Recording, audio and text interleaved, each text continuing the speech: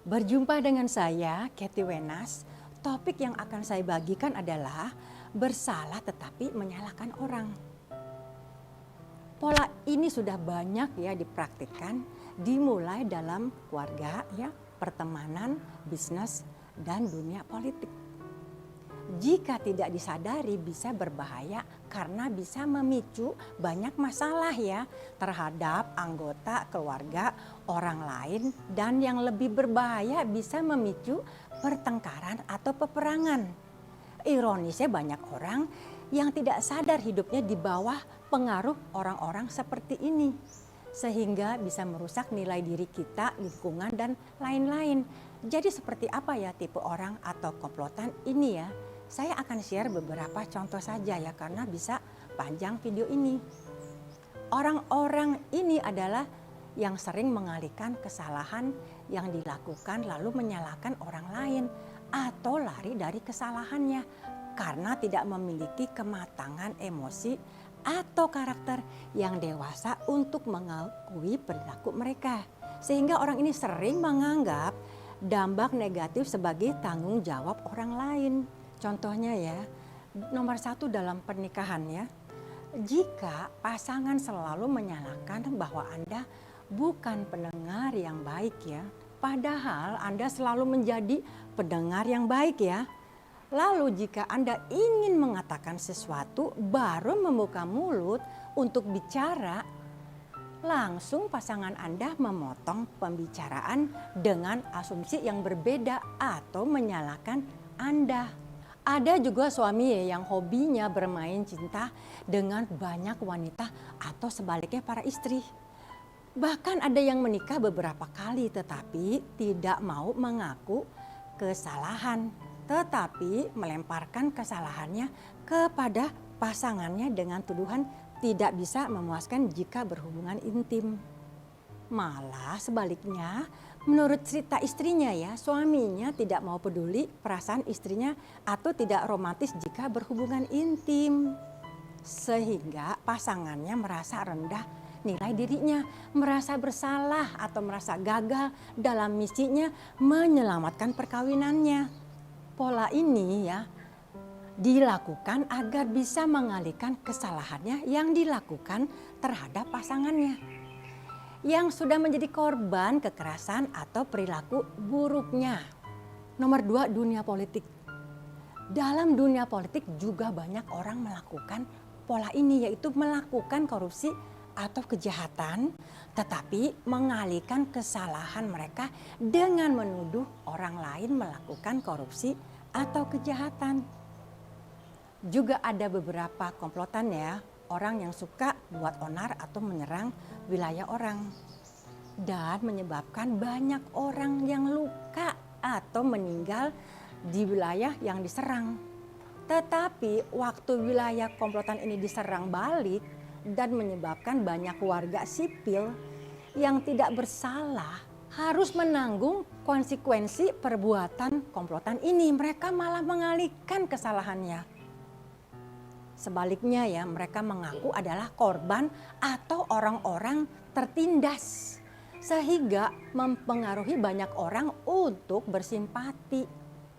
Tanpa disadari ya, mengajak banyak orang untuk ikut serta dalam pertikaian. Pertanyaan saya ya, apakah para pemimpin ini seorang bijaksana dan patut dipuji? Tidak memikirkan dampak dari perbuatannya yang akan menimpa warga yang tidak bersalah. Bayangkan ya, pemimpin komplotan ini ya malah bisa duduk manis di tempat yang mewah, menyaksikan warga atau orang-orang sipil yang tidak bersalah menderita karena serangan balik. Saya pribadi ya sangat sedih loh, terutama melihat anak-anak, para wanita menderita karena ulah komplotan ini. Nomor 3 ya, hubungan pertemanan. Hubungan pertemanan juga banyak yang rusak karena pola mengalihkan kesalahan. Misalnya ya, jika berhutang dan berjanji mau bayar, tetapi setelah jatuh tempo banyak yang marah jika ditagih. Sebaliknya ya, malah menuduh bahwa kita yang tidak pengertian atau teman yang tidak baik. Menagih pun harus dengan sabar, memohon dengan hati-hati supaya bisa dibayar. Nomor 4 ya, hubungan orang tua dengan anak. Jika pola ini sudah biasa dilakukan sejak orang ini masih kecil ya. Contohnya nih, sejak kecil anak ini sering berbuat onar atau pertengkaran di sekolah, ya kan? Sampai melibatkan para orang tua, dan kalau orang tuanya tidak dewasa karakternya ya, bisa menimbulkan pertengkaran dan melibatkan banyak orang ikut dalam masalah. Para orang tua juga harus hati-hati ya untuk mendidik anak-anak yang punya pola ini supaya tidak diteruskan hingga dewasa. Ajarkan ya mereka dengan contoh sikap Anda, mau mengaku salah bukan mengalihkan kesalahan. Jika anak ini belum berubah, sedikitnya Anda sudah menabur bibit yang baik. Mungkin ya suatu hari dia akan sadar ya untuk mau mengaku jika berbuat salah. Ada juga ya anak yang menyalahkan orang tua karena gagal dalam karir. Alasannya ya karena disekolahkan di sekolah yang buruk. Sedangkan ada juga anak yang dikirim ke sekolah yang bagus pun masih banyak yang tidak berhasil, tetapi mengalihkan kesalahannya karena kerjaan atau bosnya tidak baik dan lain-lain. Pola mengalihkan kesalahan ini ya memang sudah ada sejak zaman Adam dan Hawa ya. Yaitu pada saat Hawa makan buah terlarang, dia melemparkan kesalahannya kepada ular. Begitupun Adam juga mengalihkan kesalahannya kepada Hawa yang telah memberi buah terlarang ini. Jika Anda tinggal atau berhadapan dengan orang-orang yang punya pola ini, jangan berdebat untuk menunjukkan bahwa dia bersalah.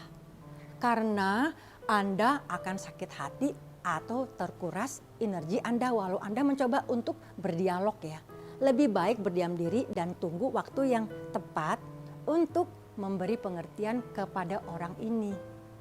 Arti yang sederhana adalah orang dengan pola ini tidak dewasa karakternya dan otaknya tidak waras.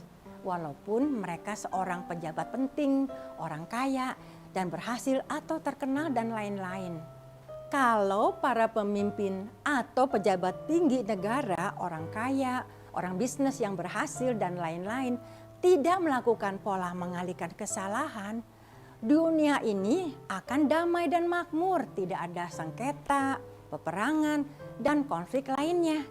Sekali lagi ya, diperlukan karakter yang dewasa, otak yang waras, dan hati yang baik atau tulus untuk bisa hidup bahagia, rukun, dan damai.